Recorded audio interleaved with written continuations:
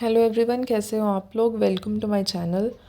So we were discussing कि अगर किसी भी डायनेस्टी की, किसी भी एम्पायर की हिस्ट्री के बारे में हमें जानना है तो उसके लिए सबसे ज़्यादा जो महत्वपूर्ण चीज़ होती है वो होती है उस समय के दौरान के जो सोर्सेज हैं वो किस तरह के सोर्सेज, जैसे लिटरेरी सोर्स हो सकते हैं जिसमें कुछ टेक्स्ट आ सकते हैं, लिटरेचर आ सकता है उस समय का, या फिर सोर्सेज हो सकते हैं जैसे आर्कियोलॉजिकल सोर्सेज, जैसे उस समय के एडिक्ट हो गए, इंस्क्रिप्शंस, या फिर मटेरियल रिमेन्स जो हैं। ये सोर्सेज हमें बताते हैं कि उस समय के दौरान किस तरह की क्रोनोलॉजी रही है, क्या क्या इवेंट्स हैपन हुए थे, कौन सा राजा किस राजा से पहले आया था, क्या क्या उन्होंने जो उनके रूल में क्या क्या हैपनिंग्स हुई हैं, उन्होंने अपना जो रूल है कहाँ तक इस्टेब्लिश किया था। ये सारी चीज़ें हमें हिस्ट्री से पता लगती हैं। कुछ हिस्ट्री कहाँ से पता लगती है, सोर्सेज से पता लगती है। ठीक है, तो हम मौर्यन हिस्ट्री की बात कर रहे थे क्योंकि हमने आगे मौर्यन डायनेस्टी को, मौर्यन एम्पायर को डिस्कस करना है। तो इससे पहले हम देख रहे थे कि मौर्यन एम्पायर के बारे में पता कैसे लगा।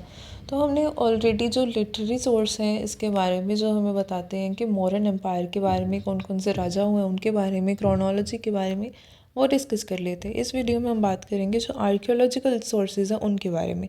आर्कियोलॉजिकल सोर्सेज कौन कौन से हो सकते हैं, जैसे एडिक्ट हो सकते हैं, पिलर एडिक्ट होते हैं, जैसे इंस्क्रिप्शंस होती हैं, या फिर जो मटेरियल रिमेन्स हुए थे उस समय के कॉइन्स होते हैं, जो भी जो पोट्री वगैरह होती है, वो सारी चीज़ें आर्कियोलॉजिकल सोर्सेज में आती हैं। ठीक है, तो ये सारी चीज़ें हमें बताती हैं कि किस तरह से मौर्यन एम्पायर एग्जिस्ट किया था। तो डिस्कस करते हैं आर्कियोलॉजिकल सोर्सेज को। पहले हम इस वीडियो को इंग्लिश में डिस्कस करेंगे, फिर इसी वीडियो को हम हिंदी में डिस्कस करेंगे। So let's start the video first of all in English. So the first archaeological source which we can refer to is the Ashokan edict and inscriptions. So these rock edicts, pillar edicts, and cave inscriptions located at several places in Indian subcontinent show the Ashokan history and the Mauryan Empire history. Their importance came to be appreciated only after their decipheration by whom? By James Prinsep. So James Prinsep deciphered them in 1837, and also the importance came to be appreciated by the identification of Ashoka as the author of these edicts in the beginning of 20th century. So Ashoka came to be known as the author of these edicts. Majority of them are in the nature of Ashoka's proclamation to the public at large, and only a small group of these describe his own acceptance of Buddhism and his relation with the Sangha. We have already discussed what Sangha is. Sangha is what? Sangha is a commune, right? Though Prakrit was the language used in them, Prakrit was the language used in them, the script varied from region to region. So script can be different from region to region. As we know, for every inscription there is a language and there is a script. The language used was Prakrit, but the script could be different from various region to region. For example, Kharoshti was used in northwest region.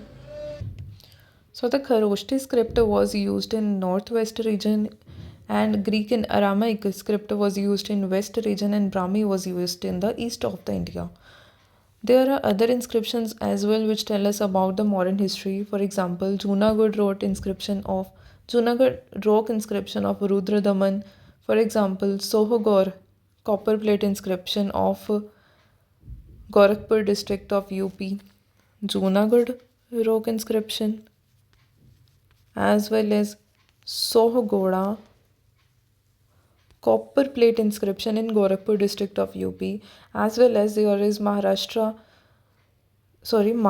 inscription in Bogara district of Bangladesh. All these are directly concerned with Mauryan period, though they are believed to be not necessarily those of Ashoka. These can be of other rulers of the Mauryan Empire. Also, these are other things as well. Let's talk about the material remains which tell us about the Mauryan history. There are wooden palace of Chandragupta Maurya. So there is a wooden palace of Chandragupta Maurya. So palace was made up of wood. Also there are Nadran black polished ware, NBPW. We have discussed about NBPW earthenwares. Also there are silver and copper punched mark coins, and which were found in Kumhar Kumharar, which is in Patna, and other places are the material remains of the Mauryan period. So these three were the main material remains of Mauryan history, which tell us about the Mauryan period. So these are wooden palace of Chandragupta Maurya, Nadran black polished ware, that is the NBPW wares, and the silver and copper punchmark coins found in Kumharar and in Patna district of Bihar. So these were the archaeological sources associated with Mauryan period, which tells us about the history of Mauryans. Mainly we get to know about the Ashoka, but other Mauryan kings were also mentioned in this archaeological sources. अब इन्हीं बातों को हम हिंदी में discuss करते हैं. सो अशोका के जो सबसे पहले अशोका के जो शिलालेख हैं, एडिक्ट हैं, रॉक एडिक्ट हैं, उनकी बात करें तो अशोक के समय के रॉक एडिक्ट हमें मिलते हैं. पिलर एडिक्ट मतलब मिलते हैं. एडिक्ट क्या होती है? तो एडिक्ट में बेसिकली होता क्या है कि एक जैसे एक किंग के द्वारा दी गई प्रोक्लेमेशन हो सकती है, कोई ऑफिस ऑर्डर हो सकता है.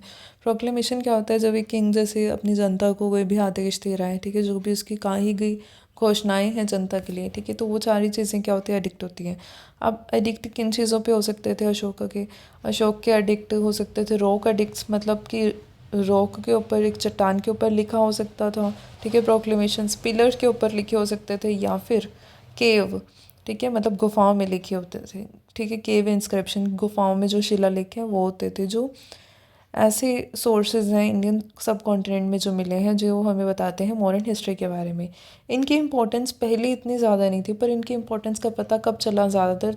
तब पता चला जब जेम्स प्रिंसेप नामक व्यक्ति के द्वारा, जेम्स प्रिंसेप नाम के व्यक्ति के द्वारा 1837 ईस्वी में जो स्क्रिप्ट थी, जो अशोका के पिलर्स के ऊपर जो भी स्क्रिप्ट लिखी हुई थी, उसको डेसिफर किया गया. मतलब उसको साधारण शब्दों में कन्वर्ट किया गया, बताया गया कि स्क्रिप्ट का मतलब क्या है, क्या लिखा जा रहा है. स्क्रिप्ट को डेसिफर किया गया, ठीक है. तब पता लगा कि अशोक वो जो थे वो राइटर थे इन इंस्क्रिप्शंस के, क्योंकि उन इंस्क्रिप्शन में कहीं कहीं अशोक का नाम मेंशन किया गया था, और अशोक की प्रोक्लेमेशन पता लग रही थी कि अशोक के द्वारा दी गई वो प्रोक्लेमेशंस है. तो इससे पता लगा कि अशोक ऑथर रहा है उन इंस्क्रिप्शंस का, ठीक है. तो ये पता कैसे चला हमें? जब जेम्स प्रिंसेप ने इनको डेसिफर किया 1837 ईस्वी में, ठीक है. मेजॉरिटी जो थी उनमें जो इंस्क्रिप्शंस थे या एडिक्ट थे, तो उनमें ज़्यादातर क्या था कि अशोक के द्वारा अपनी जनता को दी गई घोषणाएं या आदेश थे, ठीक है. पर कुछ जो एडिक्ट थे उनसे ये भी पता चलता है कि अशोक जो था वो बुद्धिज़्म में काफ़ी विश्वास रखता था, ठीक है.